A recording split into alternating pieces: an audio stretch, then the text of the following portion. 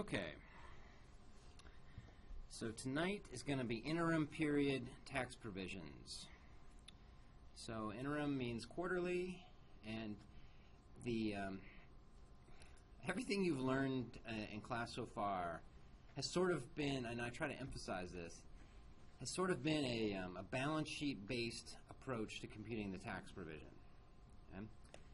So what I mean by that is, you know, when we talked about our 3 steps, we sort of started this discussion in the first class, and we talked about if you compute the payable and then you compute the change in deferreds and you book the debits and credits from those 2 steps, then the balancing entry will be provision. And so the provision expense is the residual, the product of calculating the balance sheet accounts. Okay? So that's how ASC 740 works. When you do interim provisions, it's sort of the opposite. Okay? When you read the guidance about how to do an interim provision, it doesn't talk about what your payable should be or your deferred should be. It only talks about your expense. And that's confusing to some people when you're learning provisions, because you think, well, I've learned this sort of approach of, well, I need to calculate my payable and I got to calculate my deferreds and my provision comes out. Well, you don't treat quarters as if they're standalone periods. You treat quarters as if they're just components of an annual period. And the main headline on how to do interim provisions is you first try to figure out what your expense is going to be for the year, which obviously includes a forecast, since you won't be all the way through the year when you're calculating your quarterly provisions. So you first try to look ahead, right? You kind of do a crystal ball thing and say, well, what do I think my provision is going to be for the year based upon what I forecast my income to be and my perms to be and my tax credits to be? Like, I have to see ahead, right? I have to forecast the future and estimate what my tax provision expense is going to be. And once I do that, once I estimate that annual expense, then interim provisions are simply taking that annual amount and putting them into the quarters using some mechanics that we're going to cover in class here. Okay? But again, when you read the guidance, you're only going to hear about the expense. You're not going to hear about the balance sheet. In fact, for the first few years I taught this class, and I thought you guys appreciated irony or sarcasm a bit more, I would have the homework include, like, to send me a write-up of the citations for how to adjust the payable on the balance sheet and the deferreds at a quarterly basis. And the answer is there is no guidance for that. But a lot of you would spin your wheels, and that was fun for me. But I stopped doing that a long time ago. So that's the main gist with interim provisions. Forecast an annual amount, take the annual amount, stick it in the quarters using a set of mechanics we're going to talk about. Okay? It's not looking at every quarter as a standalone period.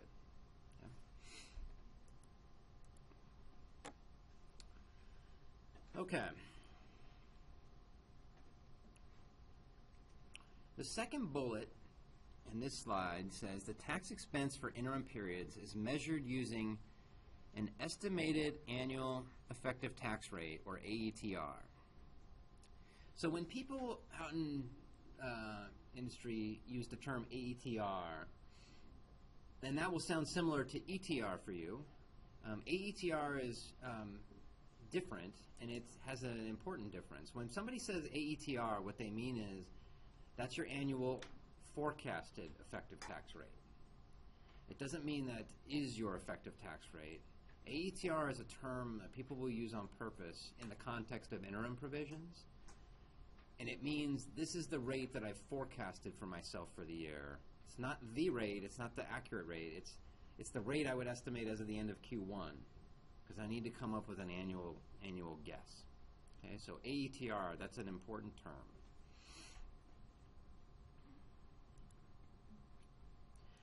All right, for purposes of calculating the AETR, or calculating an interim provision, we're going to determine our AETR by forecasting our annual tax and dividing that by our forecasted annual PBT. So you already know that the effective tax rate is your tax expense over PBT, the AETR is just estimating both the numerator and the denominator. Okay? So how would you estimate the numerator if you don't know what's going to happen fully for the year? Like, you don't know what your payable is going to be or your deferred movement is going to be. Like, how would you expect to shortcut the calculation of the numerator?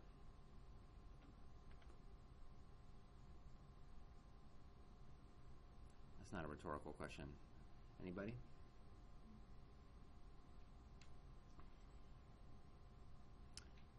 What affects a provision?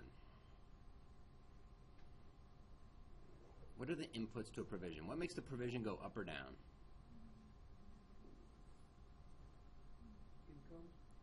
Income, good. And perms, right? So, when we do our rate rec, we see income and we see perms.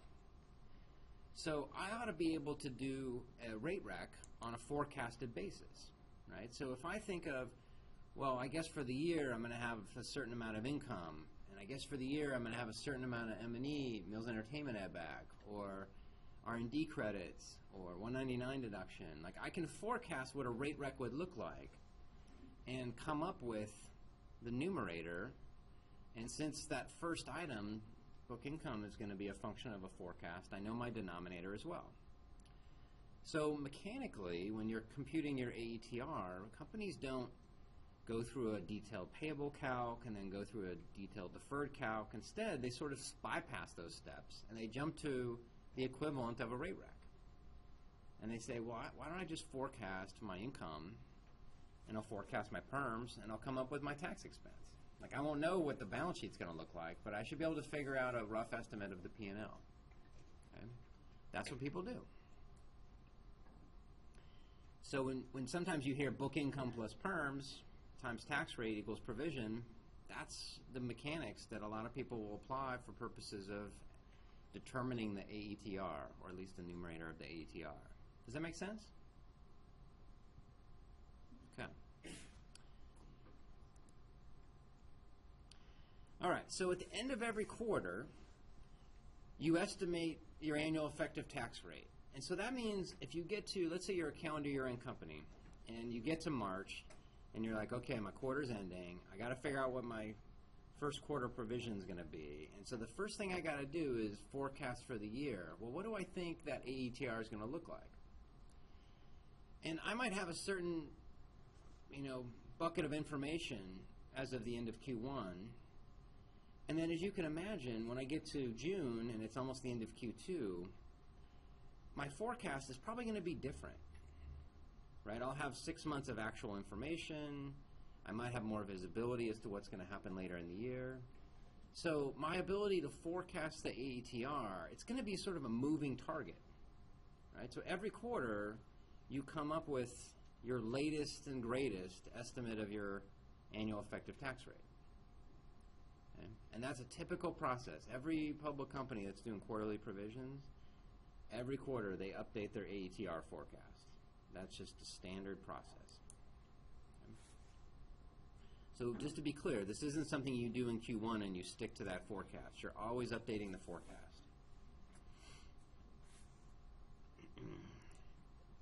And use the actuals for the first 3 months, for the first quarter, going forward? So the question was, do you use the actuals for the first 3 months? In theory, your forecast should reflect actuals, because what you're really forecasting is the year, right? So logically, you'd say, well, I'm taking what actually happened and just extending it for the period that hasn't happened and forecasting for that. Each company has a different way of doing this in terms of like how actuals get baked into their forecasts. But all the public companies that are sort of brand names that we talk about, they all have FP&A departments that are constantly running forecasts. Okay, so step 1, we forecast an AETR. Step 2, we do it at the end of every quarter. Step 3, once we've come up with our AETR for a quarter, we multiply that fraction to what's called year-to-date ordinary income. And the product of calculating the year-to-date ordinary income times my annual effective tax rate, that will be my year-to-date provision. My quarterly provision will be the year-to-date provision minus anything I've already booked in a prior quarter. Okay? This is going to make a ton of sense when we go through an example in a minute. So that might sound like a bunch of gobbledygook, but you know, terminology-wise, the terms are important. We apply the AETR to year-to-date ordinary income, and we'll talk a little later about what's not ordinary.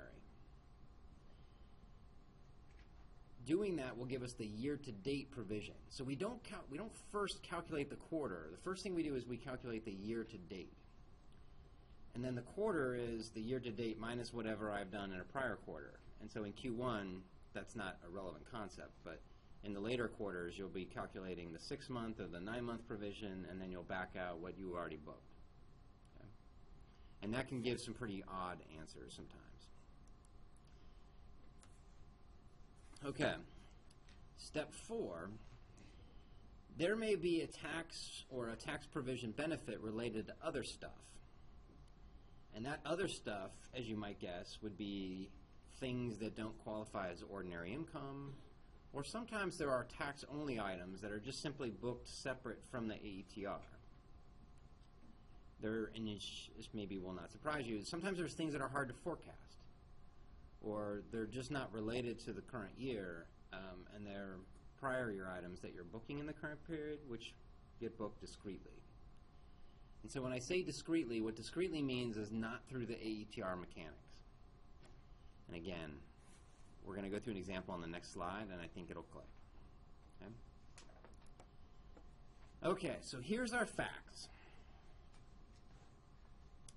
Assume no discrete items, and this is sort of the data that we have every quarter. So we get to the end of Q1, and as of the end of Q1, our projected AETR for the year is 40%. Okay? So we'll have done our rate rec on a forecasted basis. We'll identify our perms, and we'll come up with our tax rate based on a forward-looking estimate of how things are going to fall out.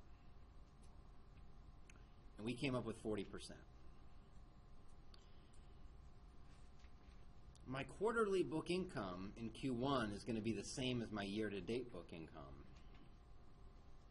That'll start to be different in Q2. Okay? All right, in Q2, I get to June, and I rethink my forecast. And again, I'm not changing my forecast just for Q2. I'm saying as of Q2, this actually is my best estimate of my annual effective tax rate. So this reflects taking what I thought at Q1 and essentially updating it and saying, I'm just going to take a fresh look at what I think is going to happen for the year. And in this example, I think my rate's actually more like 35 and not 40. Okay? But that's an annual number. That's not a quarter-specific number. It's just using information available as of the end of that quarter. Okay? In Q2, my quarterly book income is 100, and so that means that year to date, I take the 400 from Q1, the 100 from Q2, and I now have 500 of year to date income. All right, Q3, I do the same drill. I do my annual forecasts. Some of my assumptions have changed again, and I think 37% is now what I think for the year things are going to come out at. My income for the quarter is actually a loss, and so my year-to-date income declines relative to Q2. It's only 300 year-to-date. Now Q4, although it's shown in this table, I mean, we know this isn't how we calculate provisions at Q4. So in Q4, we'll do what we've learned, which is a real provision, right? We'll calculate the current expense, the deferred expense, and come up with our total provision. And I've just shown here what the product of that is. But methodology-wise, we wouldn't go through this estimated annual provision. We would actually just know the provision because we did it. Okay? All right. Hopefully that makes some sense. All right, so now we're going to calculate our provision every quarter. Q1 is easy because there's only so many data points in Q1. We calculate our annual effective tax rate. We apply that to year-to-date income, which is 400. So our year-to-date provision is 160. I haven't booked anything yet this year, so there's nothing to pull out, so that means my Q1 expense is 160. Okay? That's just painful easy. All right, so now we get to Q2. This should be your aha moment.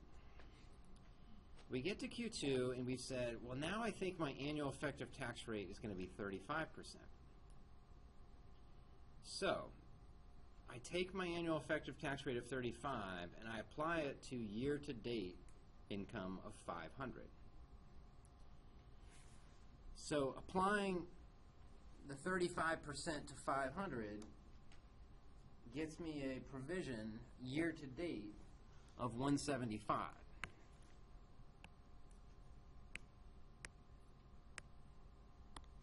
Right? So that is my year-to-date provision. I have already booked 160 from Q1.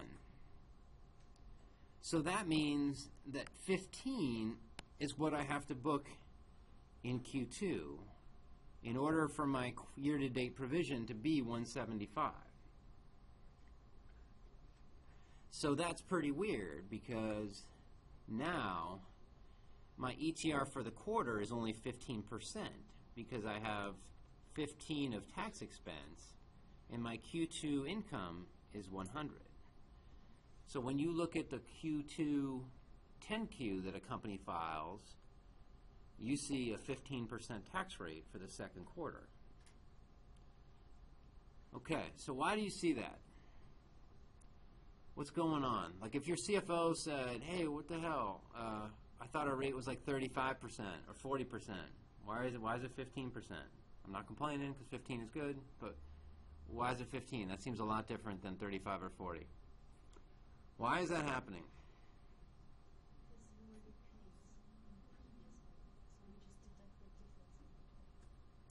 Right. Anybody else want to take a stab at that? Well, it's the ETR for the quarter. You've had $100 of income that quarter out of a $15 tax provision. That's 15% is kind of specific to that quarter alone. We are taking this 40% that we applied to 400 and we're saying, oh, we shouldn't have done that. In Q2, we're effectively catching up the fact that the 400 should have been applied to 35%, but was applied to 40%. So we got to cumulatively catch up that fact that we have a change in estimate and we're truing up our year-to-date assumptions. So if you take 5% times 400, it's 20 bucks. There's 20 in this number. That 15 is less by 20. And that means that if you didn't have that 20 catch-up in there, my effective rate for Q2 would be 35, just like you had forecasted as your annual rate. So the reason the Q2 rate is low is it's a catch-up mechanism. So the whole idea of I calculate my year-to-date and I back out what I booked implicitly will always give you a true-up effect. And in this example, because my rate's going down, I have a beneficial true-up. And it just looks very significant because my quarterly income in Q2 is very small. Hello? I don't know what to tell you. Oh, there we go.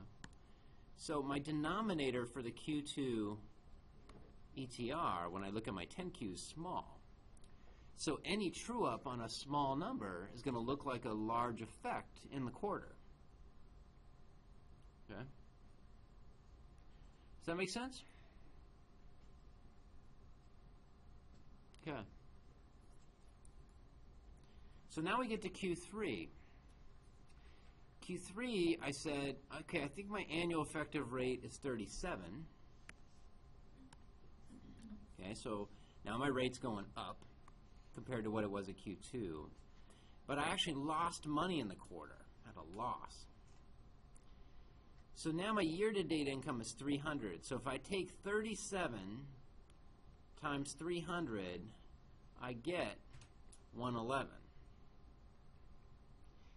I've already booked 175. So if I want 111 and I booked 175, I get a 64 benefit. And a 64 benefit will produce a 32% effective tax rate because I have a 64 benefit divided by a 200 loss for the quarter.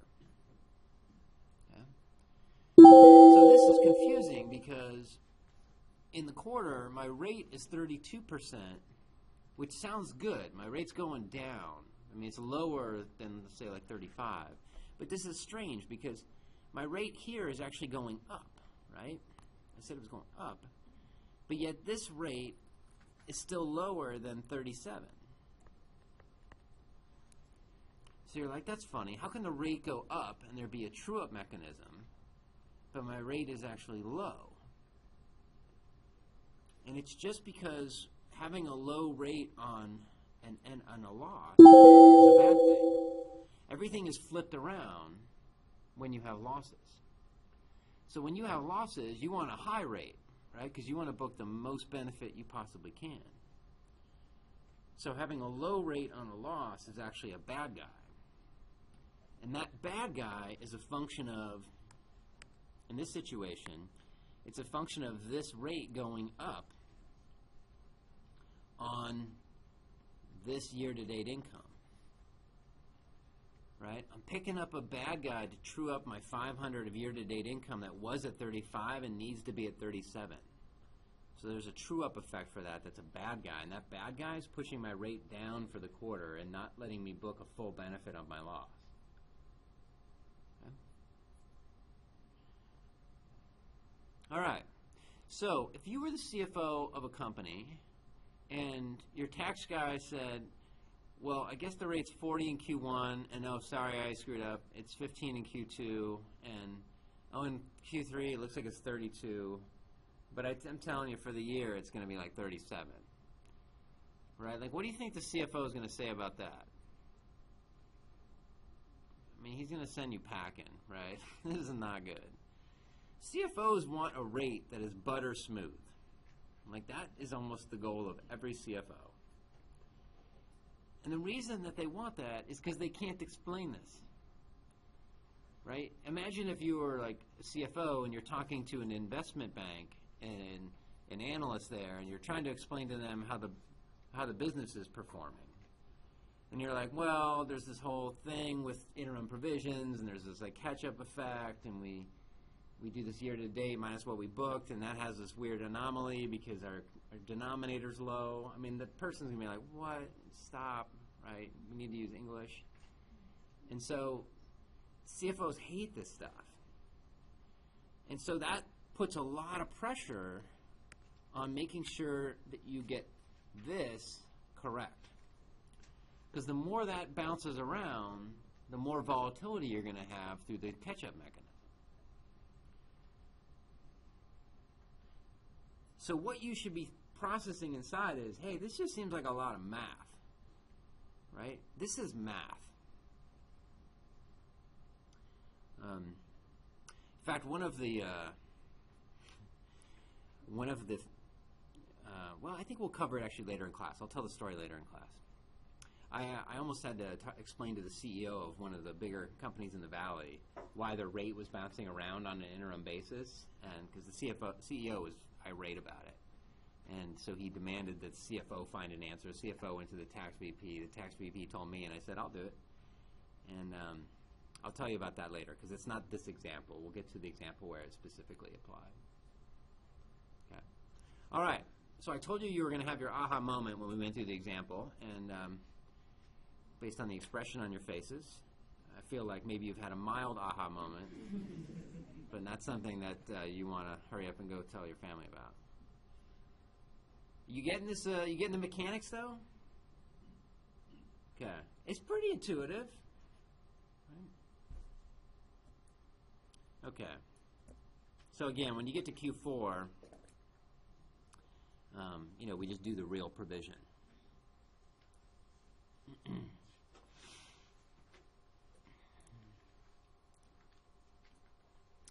Okay, so everything we did there before in that example was focused on the income statement. We didn't even talk about the balance sheet, right? But when you book a quarterly provision, obviously there's going to have to be a balance sheet entry because you're going to book a journal entry to record the quarterly provision. So if we go back to Q1, we said our expense was $160. So what do we book to the balance sheet?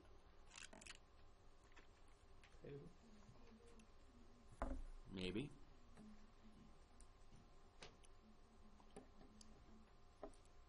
So what if you're a company with a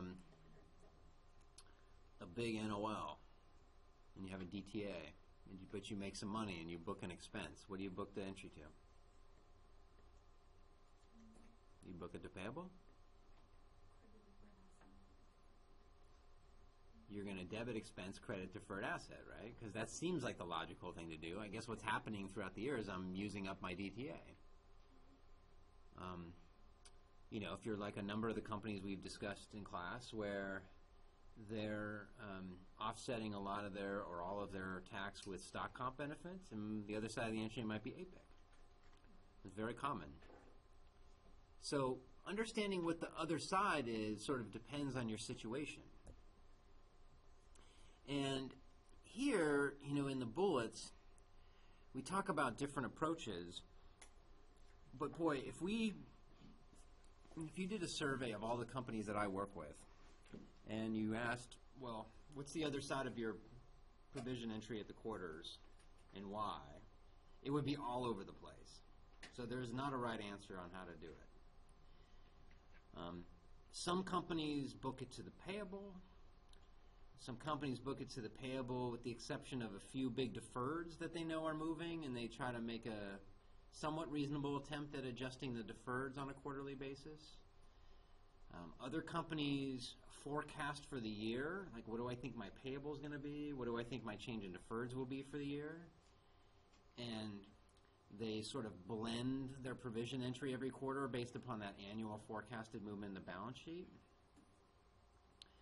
That can get really complicated too. I mean, sometimes with big companies, you might have entries to payable or deferreds or equity or OCI. I mean, the entry can be quite complex. And some companies forecast all that movement, and every quarterly entry reflects sort of a pro rata balance sheet amount. So there's a wide spectrum on how to do quarterly provisions, and usually auditors just ask you to do it in a reasonable way and a consistent way. Okay?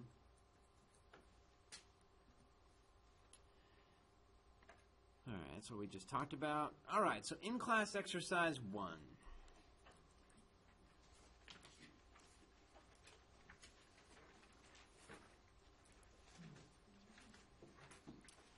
Okay, oops. So in-class exercise 1. Here's our facts. We've got no perms, but we do have income and we have credits. And the numbers you see in that little table, if you want to call it that, those are your annual forecasted income and credits as of the end of every quarter. So that's sort of like the best information you have as of the end of Q1, end of Q2, etc. Okay? And then there's a little narrative that explains sort of why some of the assumptions are changing below that. So, in the final bit of information here, you have your quarterly income and your year-to-date income. So, the goal is for you to figure out what is the quarterly expense for Q1, 2, and 3. Okay, so take a few minutes and roll with that. Okay, so our first step in computing the interim provision is what? What are we going to do?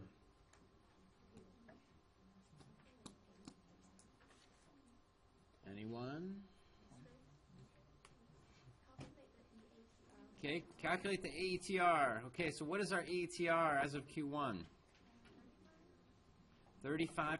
So I would take my 100,000 of income, and I would assume that I would have a $40,000 provision based on a 40% statutory rate, but that $40,000 is lowered by a $5,000 credit.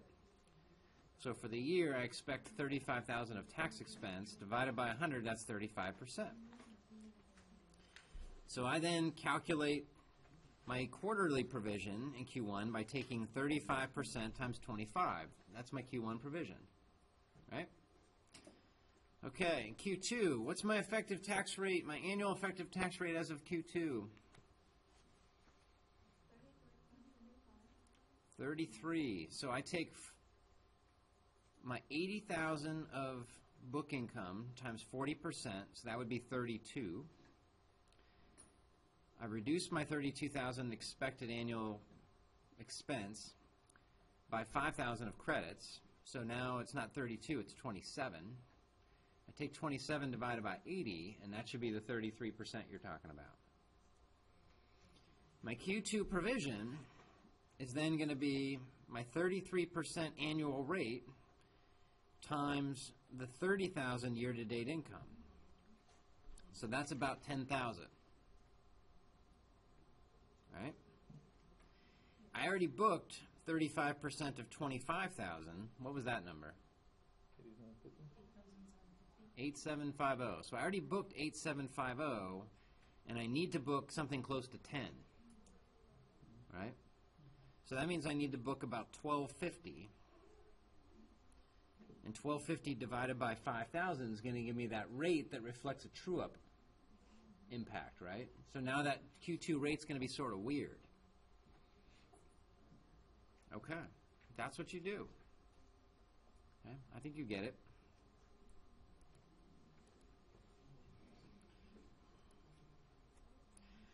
Okay, so now what we've covered so far is sort of the basic mechanics for calculating an interim provision. So now let's talk about the exceptions to that rule. Okay, on slide 15 here, we're talking about there's certain items that are excluded from the AETR. And if you exclude it from the AETR, you're excluding both it both from the numerator and the denominator. Okay? That's going to sound a little confusing, so we'll go over what that means by way of an example here in a second. But know that in general, your AETR is something that is a forecasted amount. But imagine that there are some things you can't forecast, right? Like let's say your building burns down in Q3 and you have a loss related to your building. Well, you probably weren't going to forecast that in Q1, right? Like my building might burn down, it's a good chance, right? Like that's not going to happen. And I know that's sort of a silly example, but there's lots of things that you can't forecast. So, like foreign currency effects. Let's say you had a gain or loss on foreign currency effects, and that was going to go into your calculation of tax expense. That's going to be really hard to forecast, right? So sometimes things like that need to be removed from the AETR because they're just not capable of being forecasted with any sort of reasonable accuracy. There are also tax-only things that need to be accounted separately from the AETR. So they may not have a corresponding PBT amount, but there could be a tax expense effect that needs to be separately accounted for. So a good example of that would be, in Q3, I'm just minding my own business, sitting around, and some state calls up and says, hey, you owe a ton of tax for like 5 years ago. Why don't you pay up? You're like, oh, I didn't see that coming, right? Like I wasn't forecasting that. And that even has nothing to do with the current year. That's, a prior year skeleton coming out of the closet. So things like that get pulled out of the AETR. And that example of my state tax assessment, there's no denominator. There's no income or loss item. This is just a tax thing. So when you're thinking about what types of items might not go into the AETR calc, think both of an income item, which might be hard to forecast, and therefore the tax effect would be hard to forecast. And think also of tax-only items, okay?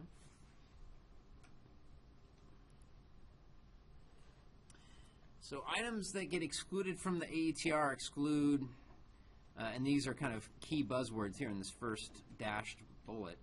Significant, unusual, or infrequently occurring items. Out-of-period items. We'll talk about lost jurisdictions in a second. That's a really important one. And then you see in the last three bullets here, these are items that might be excluded, or they might be excluded in part, but not in whole. And this will, we'll try to come back to this in apply these in an example. But these items, particularly the first one, significant, unusual, or infrequently occurring items, that's a key buzzword for purposes of determining what is recorded discretely. And so again, when I say discrete, I mean you just book the total effect of that thing in the quarter it happens. There's no blending it amongst the quarters. All right. So in computing the AETR, you should remove significant, unusual, or extraordinary items that will be separately reported. And so what's an example of these types of items? Give me an example of the types of things you might think a company would exclude from the annual effective tax rate. And don't use a building burn down. I know that's original.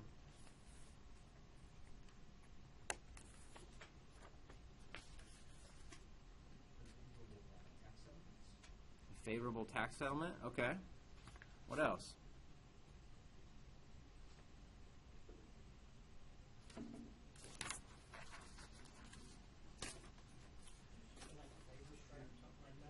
Labor strike? Okay. What else? Can you say sale of part of a business? Sale of a part of a business? That's a good one, yeah. Bankruptcy? Bankruptcy? Was that in your business? Man, if you're bankrupt, you're like Priyesh, dude. You got full VA. What are you worrying about? Why are you even doing a quarterly provision? You gotta get your feet up, man. You gotta relax. Acquisition? Acquisition-related stuff? Sure. Yeah, there's a number of items. What's key in this first paragraph here is you should exclude items that are significant, unusual, extraordinary. The whole item, the concept of extraordinary is getting removed from the FASB literature. So the key is significant, unusual. But right after that it says items that will be separately reported. So separately reported means when you look at the income statement, you see its own line. And so while that's explicitly what the definition of something that you pull out is, that's not always how companies apply it in practice. So sometimes there are items that are buried in other income or within SG&A that people still call out as discrete. But know that the technical rule is it's got to be significant, it's got to be unusual, and it should be separately reported on the income statement, at least if this relates to an item of income. So if you had, like use Priyesh's example, let's say that you had a sale of part of your business. So and let's say it didn't qualify for disc ops. So you sold a bunch of assets, and there was a line on your income statement that said, disposition of assets, and it had some gain or loss number. There you'd say, hey, that's a big amount, that doesn't normally happen, it's reported separately. That sounds like the type of item I might not put in my AETR, and instead I would just separately compute the tax effect of that thing incrementally, and I would put that entire incremental effect in the quarter that I booked the income statement charge. Okay? That's how that's supposed to work.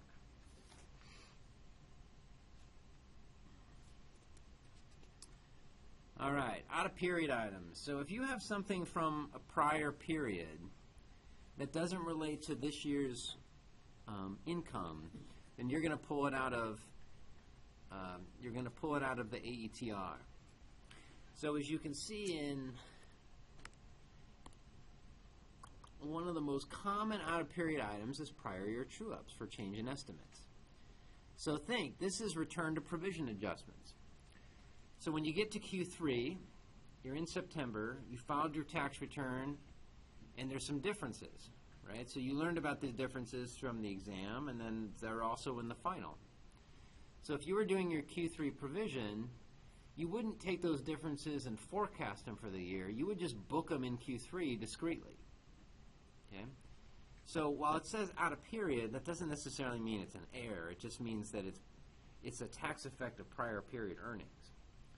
And if the purpose of the interim provision rules is to spread this year's tax expense to this year's income, anything that doesn't relate to this year's income, the idea is you would book it discretely. Okay? And a true-up is a simple example of that. Oops. All right, in-class exercise 2. Let's just do this one together.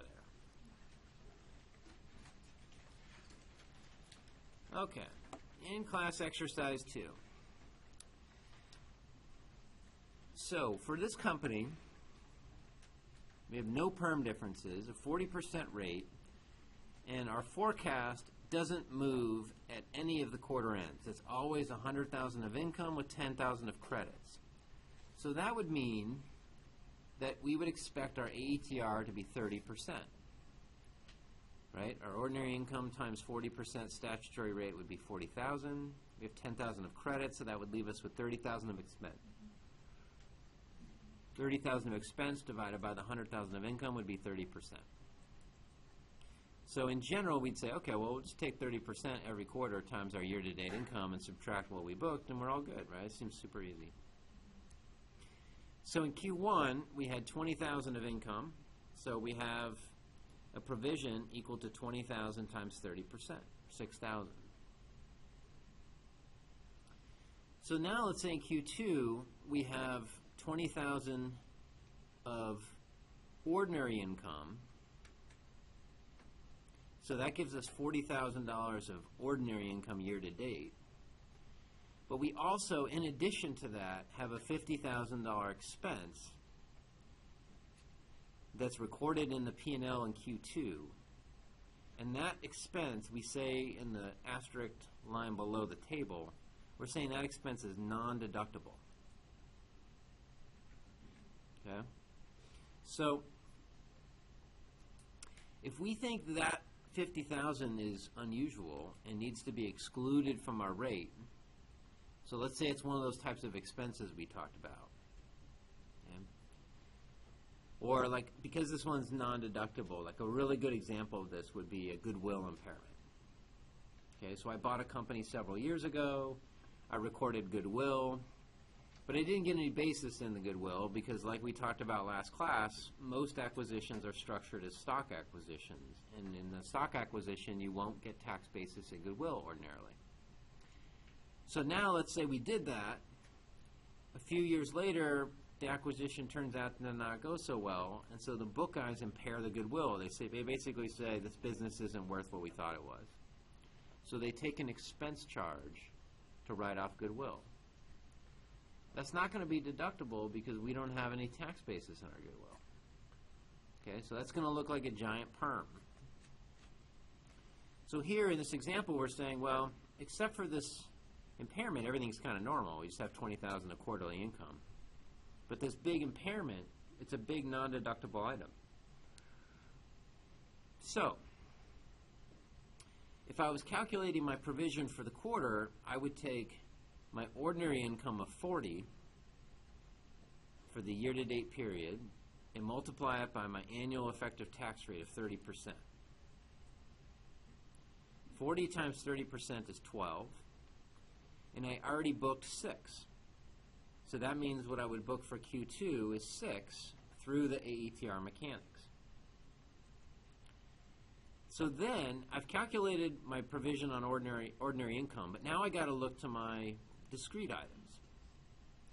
So in addition to having the ordinary income and the expense, I've got this $50,000 charge, but because I've said it's non-deductible, there's no tax effect. Right? There is no tax benefit that goes with the loss. So when I look at my quarter, when my 10Q comes out, my 10Q is going to show PBT for the quarter of a loss of 30,000. Right? It's the 20,000 from my normal operations minus my one-time impairment. So my PBT is going to show a 30,000 loss for the quarter. But yet my tax expense for the quarter will be 6. So that's going to make my rate for the quarter look really weird. right? Because I'm going to have a loss of 30,000, but a tax expense of 6. So I'm actually going to have a negative rate of 20%. And that's really hard to understand until you say, oh, but the reason it's so weird is because I've got this 50,000 one-time item that's reducing my PBT, but there's no corresponding effect on my tax expense. And so everything is sort of just jumbled now. It's a mess. Does that make sense? Okay. My guess is if you did the homework and you're now thinking about this topic, you might think, I bet those guys had some of this. Okay? Because, yes, they have some of this. Okay. So now in Q3, you go back and you say, I guess we are back on our course of 20,000 a quarter, 30% AETR, and there's no weird stuff. So in Q3, you would take only the ordinary income year to date, 60,000, multiplied by your AETR of 30%, which excludes the significant unusual item that we talked about in Q2. You would get year-to-date provision of 18. 60 times 30% is 18. We already booked 12, so we have another 6 to book in Q3, which is 30% of the 20,000 for the quarter. So now your Q3 rate goes back to normal, right? So the moral of the story is Q1's normal, Q2's super weird, but everything is captured in Q2. Nothing bleeds over into Q3. So Q3, you're back sort of in normal mode again. So when you have these discrete items, the whole point is it's discrete to the quarter, and you don't see that bleed over effect into later quarters when you have a weird anomaly. Do some of these companies just not have anything happen? Because some of the rates stay consistent, like 32, 32, 31. Yeah, so if you see, that was the point of, I'm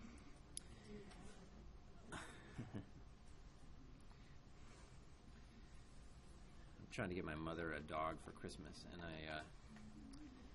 she's trying to buy a new house, and I told her to send me the address so I can send the dog to the right address. She doesn't want a dog. All right, anyway. So Ozzy was asking about if companies' rates are really stable, is that because they don't have this thing? And the answer is inevitably yes, right? Or, their income is so big that it can just dilute the discrete effects of whatever discrete items they have. So if you're Apple, right, and you make just gobs of money, well then, if you had a little one, like a return to provision true up, it's probably going to just be like a blip. But as you saw with the homework reading, their PBT is not big. And so adjustments over a smaller denominator pop up. Right?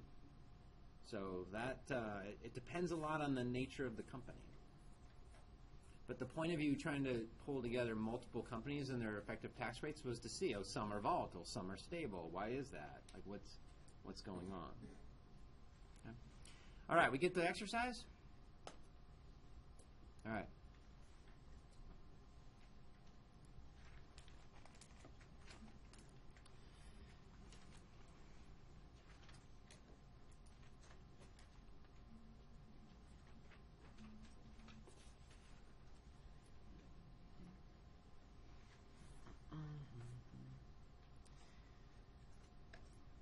Okay, I'm going to skip the next one. I'm going to go to slide 22. So, easily the two most common scenarios that come up that complicate interim provisions are the one we just talked about, which is items that are significant and unusual that you might exclude from the ETR, and this is the second one.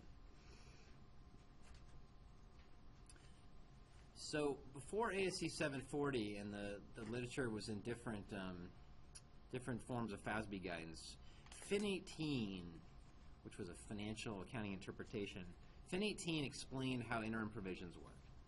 And in Fin 18, there was a paragraph 22. And 22 Part A was this rule. So what this rule basically says is, I tell you that because if you want to sound smart to somebody, you just tell them, you might have a paragraph 22A issue, and they'll be like, that person's like a whiz, right? they'll also know you're old and live in the past because that's not the citation to this anymore because they codified everything. But that's what old people say. They say, oh, that's a 22A issue. Okay. So the way this issue works is when you're doing interim provisions, so when you're a big company and you operate all over the world, when you calculate your AETR, you calculate an annual AETR on a global basis. Okay. So what I mean by that is you might say I'm in country X, and I'm going to say that my tax and PBT are, say, 35 and 100, and then in Y, let's say it's 12 and 80, and then in Z, it's 20 and 6. So that's what I think jurisdiction by jurisdiction, my tax and my PBT will be.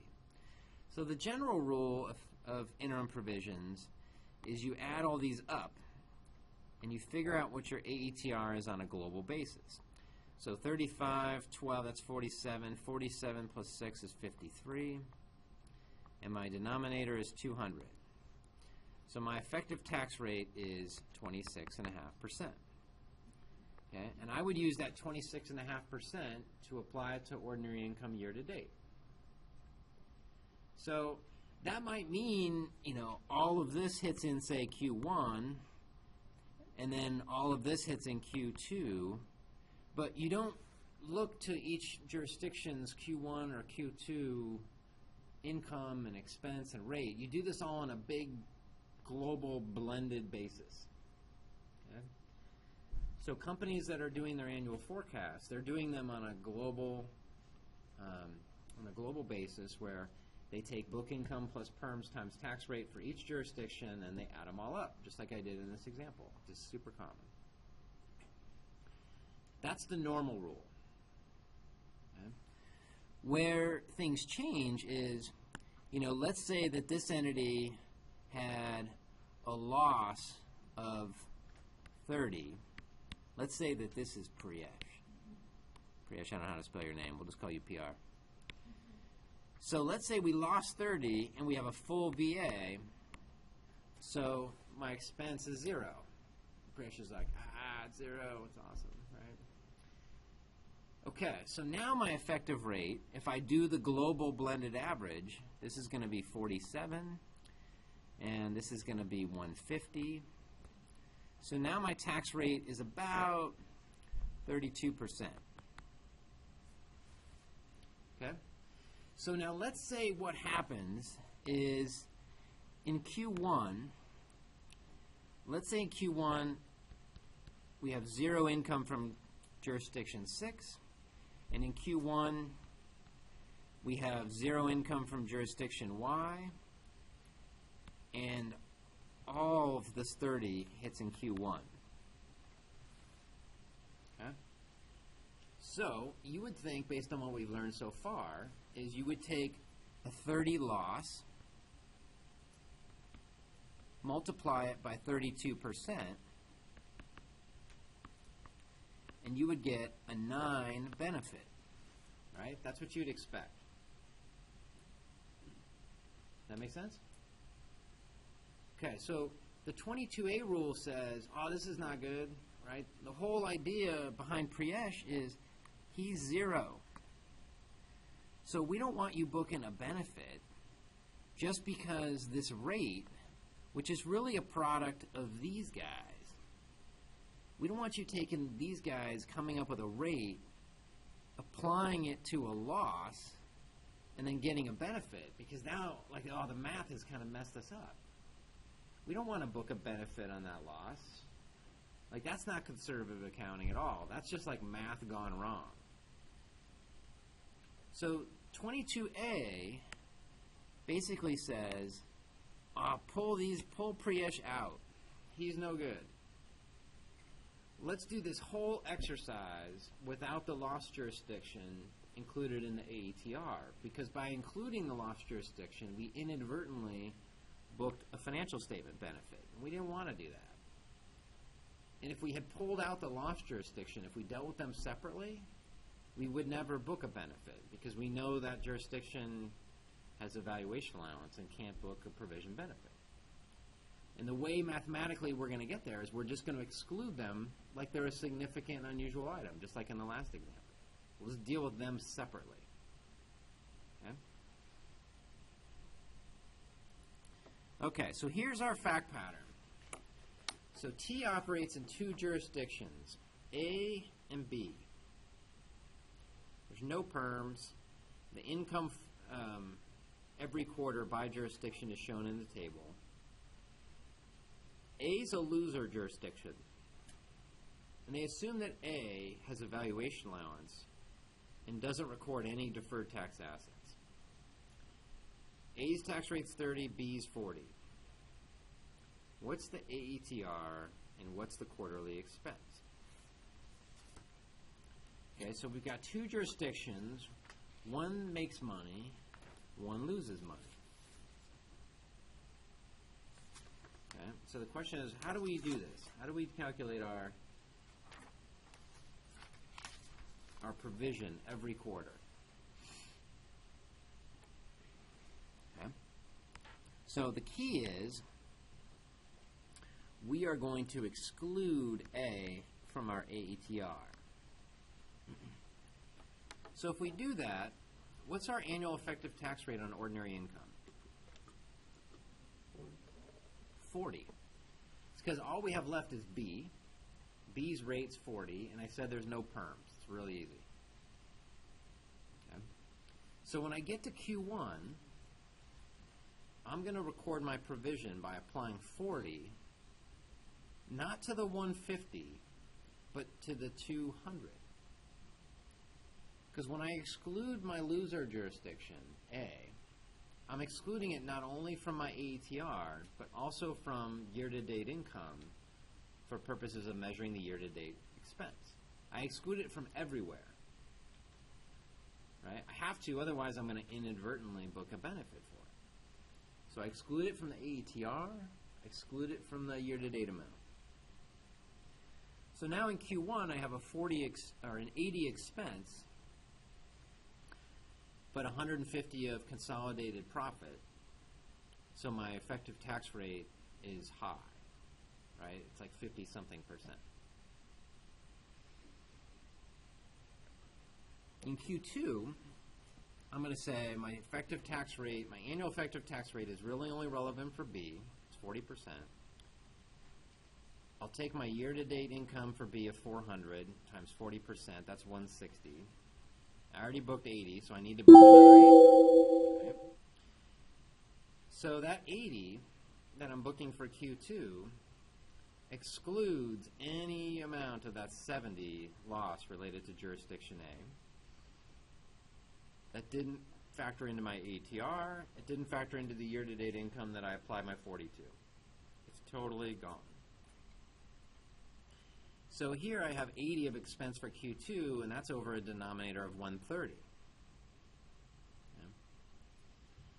So, as you can see, even though I had the same provision in Q1 and Q2, I had different effective tax rates in Q1 and Q2 because my denominator was different. So my rate in Q2 is higher because my 80 of expense divided by a smaller denominator means a higher rate. Okay. So let's talk about what happens in Q3 then. And then I'll tell you my story. In Q3, we're going to take this 200 times 40% in effect and have an 80 of expense, right? Because our assumption for B is so simple. We know we're going to have 80 of expense every quarter because our rate's not changing, our income is static, it's very straightforward. But because we're not benefiting A, once I do the math, in total what shows up on my 10Q is I have an 80 of expense with only 100 of income. So my effective tax rate for that quarter is 80%, right? So what you should be thinking is, oh, how volatile my rate is or how high my rate is because of this effect is going to depend on the relative magnitude of losses in A compared to profits in B. And if I have huge profits in B and small losses in A, the effect will be small. But if I have big losses in A and small profits in B, that effect's going to be very big. So it's a relative magnitude issue. Okay? So one year, Yahoo had this. Gosh, it went back many years. I mean, it's like ancient history now. I'll bet it was like 08 or something like that, maybe 09. And the Yahoo's rate for one of the quarters looked like this. I mean, you could dig out a really old 10Q and find it for yourself. And the tax rate came in at like 80%. And then I had heard that Jerry Yang didn't like that. And he's like, why is our rate 80%? How am I going to explain that to somebody? And it's a fair point, right? Like if you had to explain to people your rate's 80% and you didn't even understand any of these mechanics, of course, like, he's focused on the business. He's not doing our quarterly tax provision. He has no idea how we're doing this, right? And then, you know, the message comes down the path, and they're like, well, why is the rate so high? And we're like, oh, it's because the relationship of our loss jurisdictions and our profit jurisdictions is sort of working against us, because in this particular quarter we have like a relative magnitude issue, and it's really just math. So once you get the math, the rate's high, and then that's just what it is. And so if you're the CEO and you're trying to message to the public, like, here's how our business is doing, like, that's just horrible, right? It's kind of like it's just math you wouldn't understand. And our effective tax rate is almost 100%. Right? That's bad. And so while we might just kind of laugh that off, you know, of course he's still sitting there going, I got to explain this. This is like horrible. And the facts were just what the facts are, right? I mean, the true answer is it's just math. So I figured, yeah, that would be my chance to meet Jerry Yang, so I volunteered to go explain it. And I remember the company was like, wow, this seems like a bad idea to send an advisor to explain our tax rate to the CEO, so they didn't have me do it. But yeah, that was going to be my claim to fame.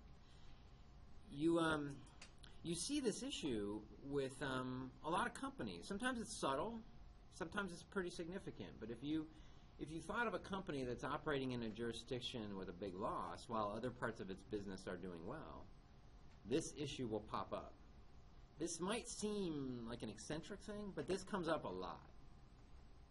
When you think of big multinationals, think of some of the companies that we've talked to in class. The issue comes up, for sure. All right, that makes sense? The rule here can be a little tricky in that you exclude loss jurisdictions if the loss doesn't attract any benefit. So if you could even benefit a small portion of the loss somehow, you would leave it in. The rule kicks you out if you can't book any benefit. So sometimes you get some anomalies depending on like what the particular situation is, or like if you could benefit a small amount for some reason, you get a wildly different answer than if you exclude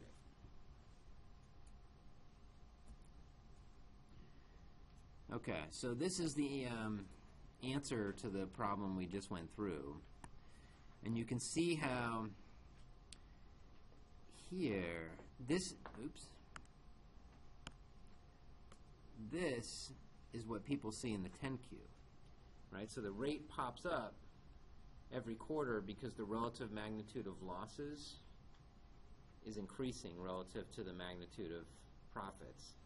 It's just not ratable throughout the year.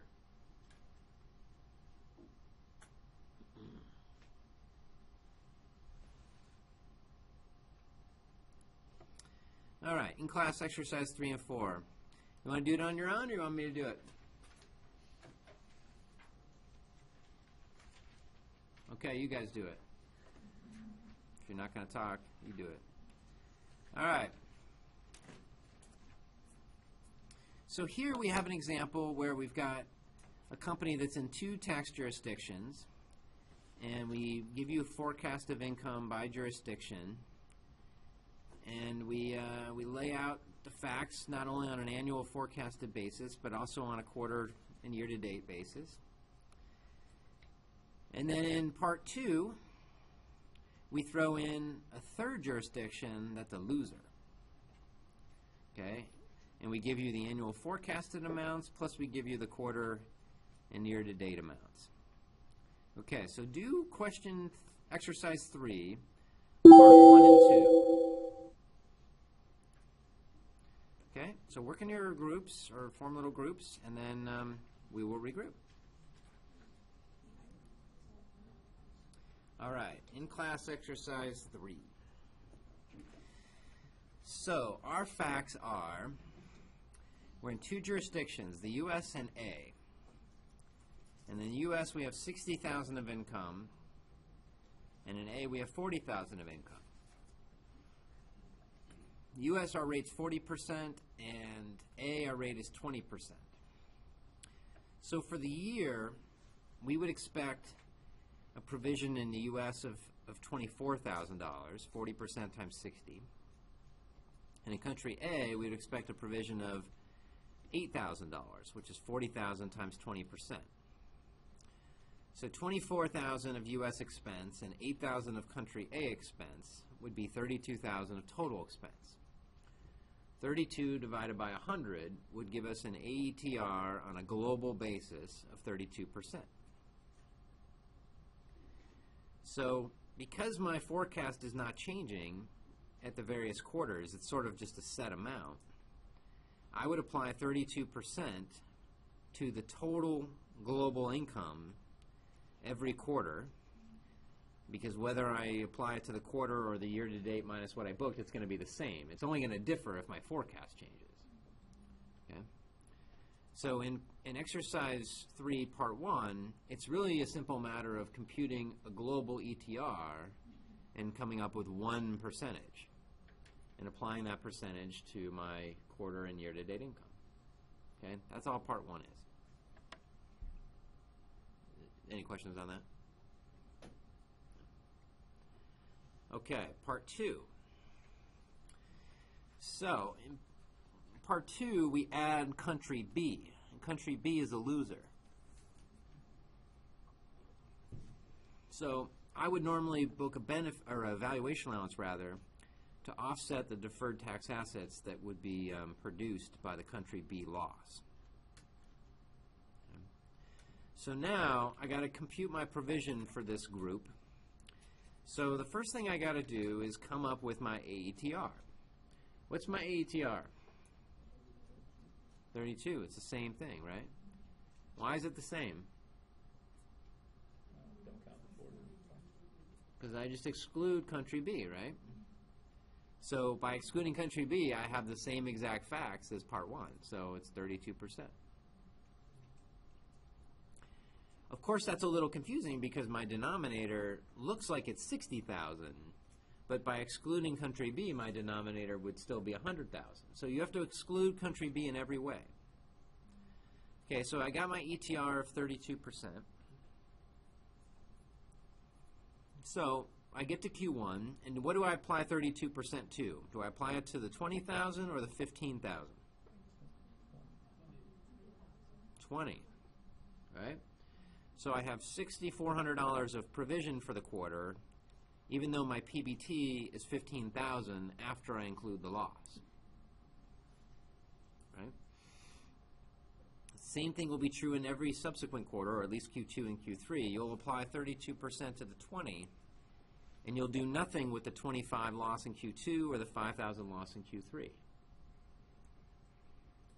Now, because the loss in Q2 is so big, in country B, your total effective tax rate that you see on your 10Q is going to go kind of nuts, right? That loss is massive. It's a $25,000 loss with no benefit when you have $20,000 of income that has a tax expense. So the relative magnitude is crazy there.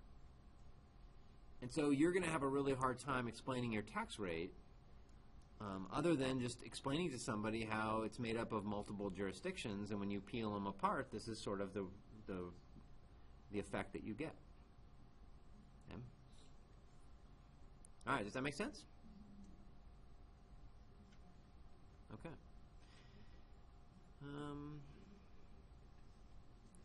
Okay, so let's cover exercise 4, and we'll just do this one together.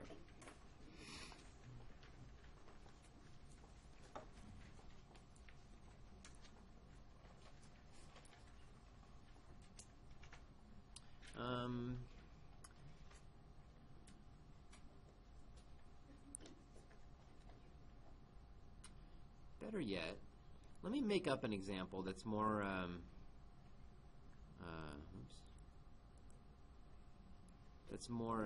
sort of specific to Silicon Valley. So here's an issue that's common. So is there a federal R&D credit available right now?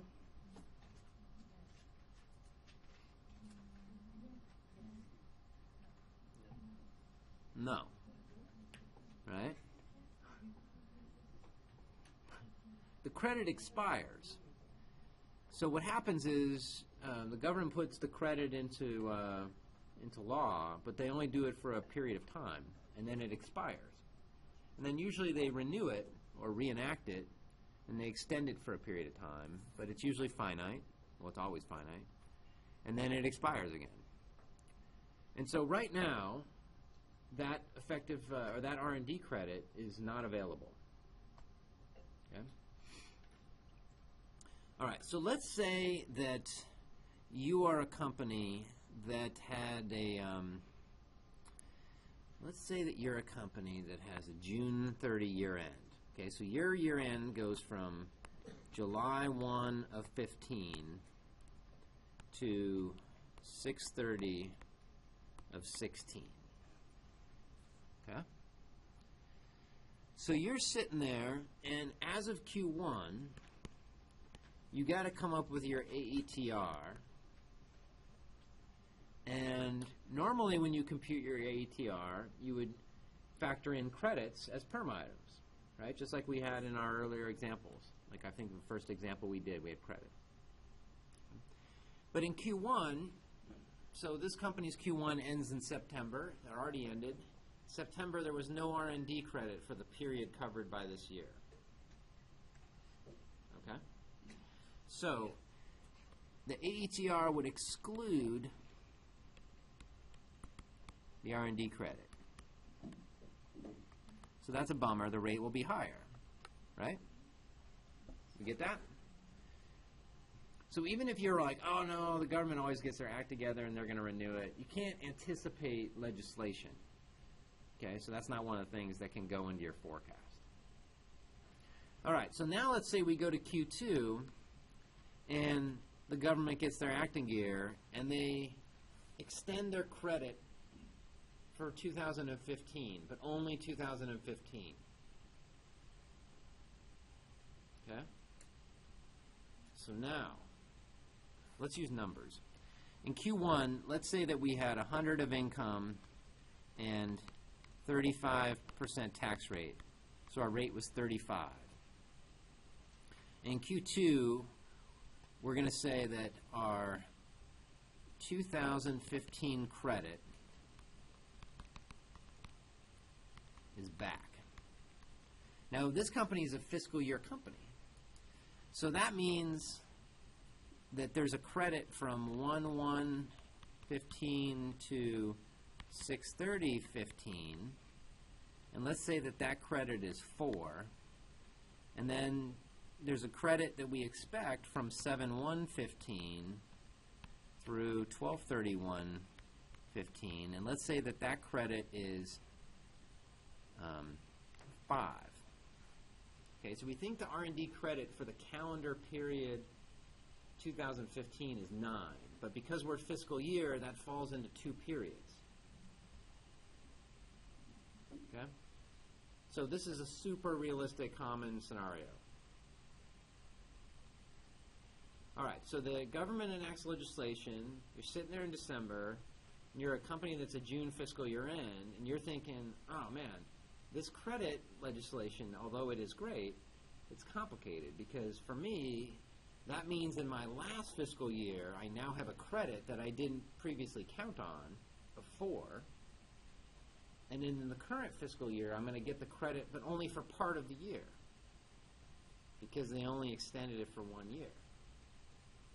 Okay, so it doesn't mean for my entire year ended June 30, 16, I can forecast the credit for the entire year. I can only forecast it for the period it's enacted.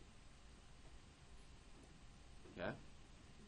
So it may be that at a later date, that the second half of my fiscal year that ends in 16 will get a credit too, but it's not available now. Okay, I got to wait for even more legislation for that to happen. Okay? And you're probably thinking this sounds really stupid, but this is how like the credit has been extended recently. Okay? So in Q2, what's going to happen is this will go into your AETR. So now your AETR for the year ended June 30, 16, it's going to be 35 of expense minus 5 of credits, that's 30. So your AETR is going to be a 30% amount. So you would use 30% in the mechanics of our normal quarterly provision calc. So you wouldn't be using 35% times year-to-date income, you'd use 30. And by applying 30, you'll get the benefit of that 5 credit over the course of the remaining part of the year. Of course, there will be a true-up since in Q1 you used 35, and then in Q2 you need to use 30. So there's going to be a true-up mechanism in Q2 that hits.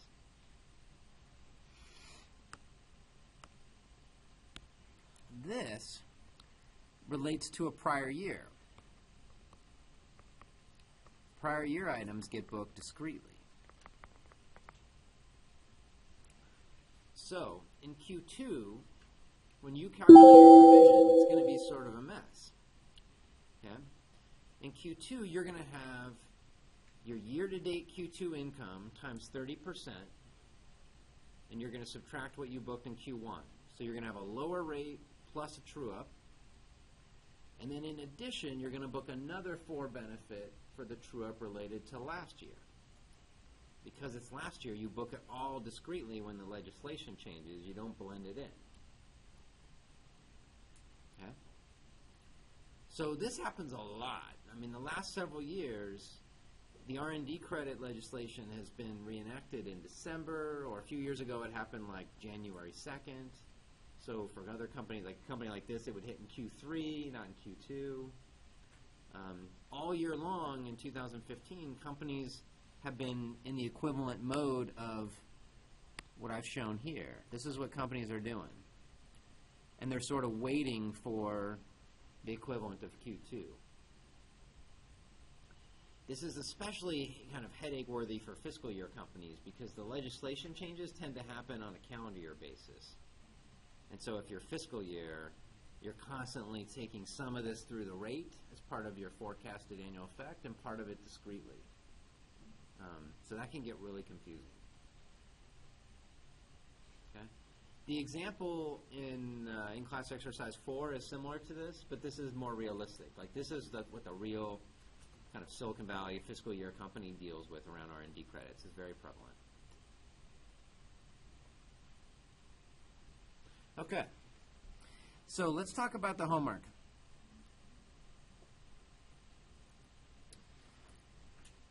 All right. So in Q1, so we're looking at the Yahoo 10Q for Q1 of 2015. So in the second paragraph, it says the effective tax rate for the 3 months ended March 31st was 35% compared to 25% for the same period last year. And then in the next sentence, they say the rate in this year's first quarter was equal to the U.S. federal statutory rate after an increase for non-deductible stock-based comp and non-deductible acquisition costs.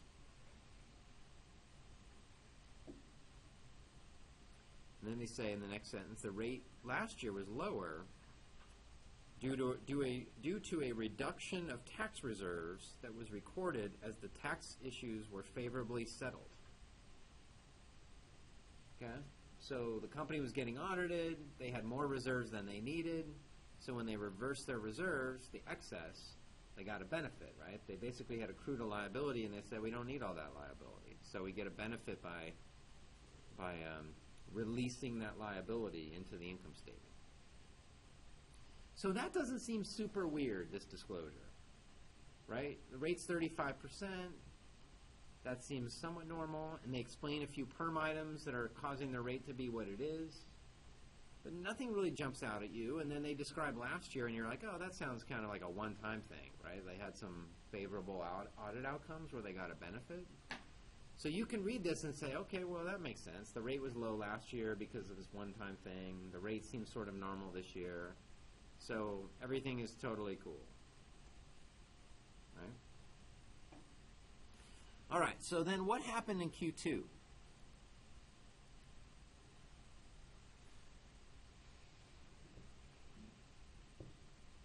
Okay, I'll answer. In Q2, when you look at their income statement, they had a loss, a PBT loss of $56 million for the quarter, right there. And they had a provision for income taxes of $58,000, or $58 million rather. So we lost $56 million, and then we're like, we should expense tax of $58 million. That sounds not awesome, right? Okay. So now you're thinking, man, what is going on here? This looks pretty weird. So from the income statement, you can tell something's up. So then we go to the tax footnote.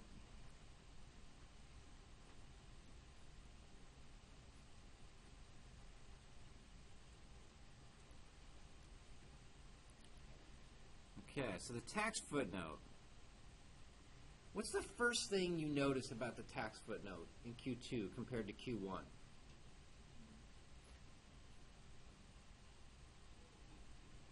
Flunk all you guys for participation. What do you notice? It's obvious. Say it again? No rate comparison, exactly. Why do they do that? They did it last quarter. Normally you just sort of update the numbers, right? Why didn't they do it? Makes them look bad. I don't know if that's the right answer. It probably just makes no sense. Right? You're like, so my rate is a negative 103%, and that's some really useful information, so why don't I just, go into why 103% negative compared to last year? Like, that's so crazy, it doesn't even make sense to use rates anymore, right?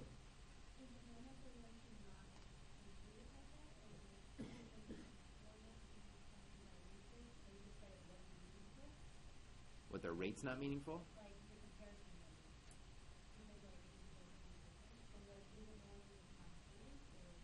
This stuff is subjective in terms of what gets disclosed here. So, in Yahoo's case, when they went from using percentages to numbers, they were doing it because they're like, percentages won't help the reader. So why just put a bunch of garbage in there that is not going to help anybody? I guess in other cases, if somebody said it wasn't meaningful, then so be it. So here they said the company recorded a tax expense of $8 million and $58 million for the 3 months ended June last year and this year. Okay. It says, despite the pre-tax loss, the company recorded income tax expense for this year based on forecasted tax expense for fiscal year 2015 as a result of tax expense in profitable jurisdictions being higher than tax benefits anticipated in loss jurisdictions.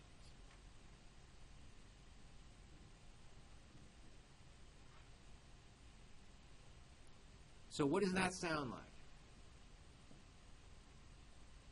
What's going to make you sound smart? 22A, right? Right. That's code for 22A. They want to tell you 22A. They just don't want to be so nerdy, right? That's what that is.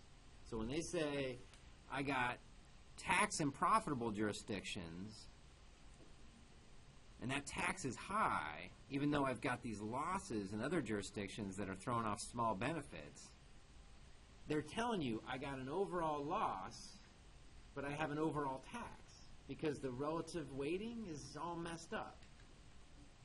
So they're telling you they have 22A stuff. You can't figure out the specifics, but now that you know 22A, you know that these guys have some of that. It makes it very difficult to figure out, well, hey, what's your provision going to be next quarter? You have any idea? I mean, they give you no idea, right, because they don't know. But you can tell that this, when you look at their income statement and you see they're having a loss, it doesn't tell you it's losses in some jurisdictions and profits in others, and the tax rates aren't the same, and so when you start doing relative weightings, everything goes kind of cockamamie, right? So that's what they're saying. So in Q2, I had a PBT loss and a big tax expense. Okay? Looks super different than Q1. So that must mean that something changed in their forecast significantly between Q2 and Q1. This is not normal. Okay, so then you go to Q3. What happened in Q3?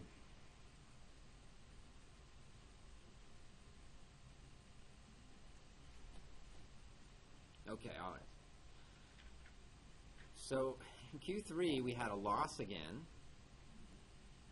And remember, in Q2, we had a loss but a tax expense. In Q3, we have a loss of $110 million, and our tax provision is $93 million, but it's a benefit. It's going the other way. Okay? So now you're like, what is going on? Right? Q1 was kind of normal. Q2 seemed crazy. Q3 is crazy the other way. Right? So let's see what they say. Let me shrink this down so it fits on the screen.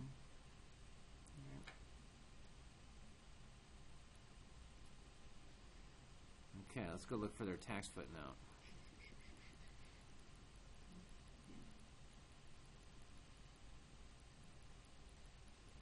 It's a pretty sophisticated way I search here. All right. Okay, so they say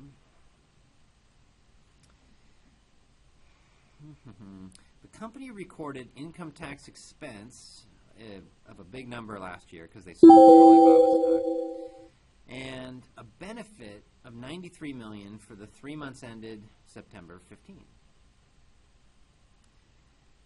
The income tax expense last year was related to Alibaba. The income tax benefit for the same periods in 15 was primarily a result of the company's loss before income taxes and equity and earnings and equity interests. So they changed their language. Right? Last quarter they said, I got some profitable jurisdictions, I got some loss jurisdictions, and the relative weighting is sort of messing me up.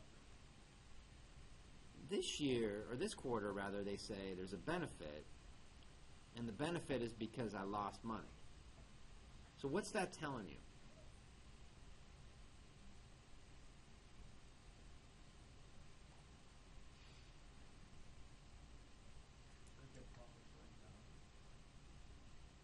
It's telling you that the way that 22A is falling out for them is different.